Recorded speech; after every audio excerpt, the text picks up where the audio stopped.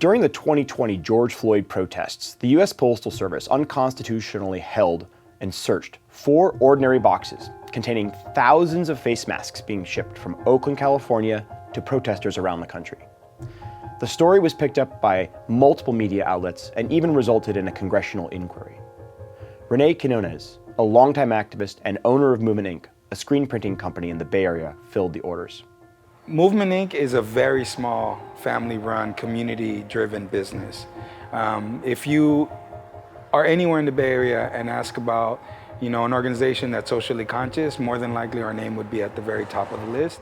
Around June 1st of 2020, René received a rushed order to print approximately 5,000 masks bearing messages like, "Stop killing Black people." He, his family, and his community hand-printed, pressed, and packed all of them in boxes. When the call out went out to our community about the messaging behind this, specifically around the killing of unarmed people, our community said, however we can support, we will be there. So we physically had bodies volunteering for 3 days to get these done. Anywhere between 20 people, 3 different shifts working, and it was all manual labor. Some of us only got about 2 or 3 hours of sleep. Like he had hundreds of times before, René dropped them off at his local post office.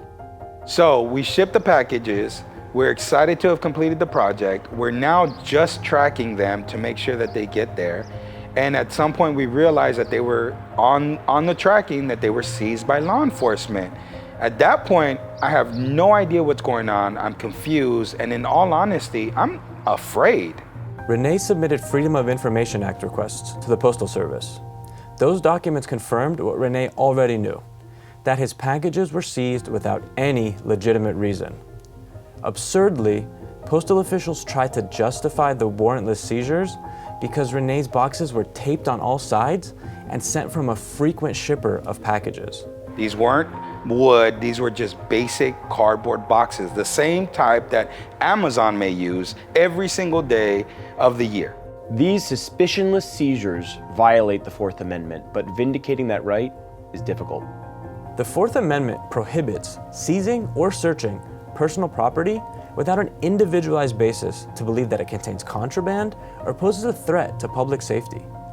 The postal officials' own notes show that they had none of that when they seized René's cloth masks.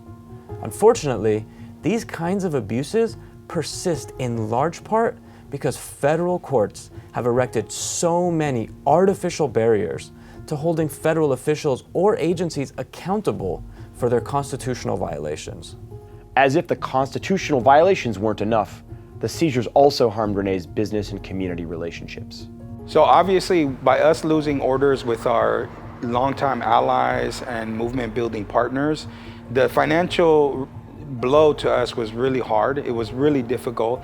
But not only that, but then the suspicion of our reputation as a movement building organization being tarnished, that to us is more damaging than anything. You can't put a price tag on that.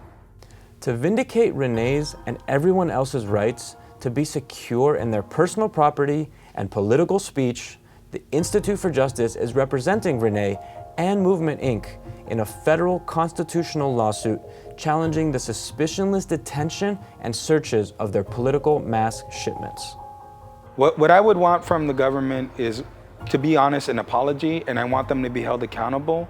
I don't want what happened to me to happen to any business or anybody, any individual. Their rights should not be violated. We should respect each other's constitutional rights.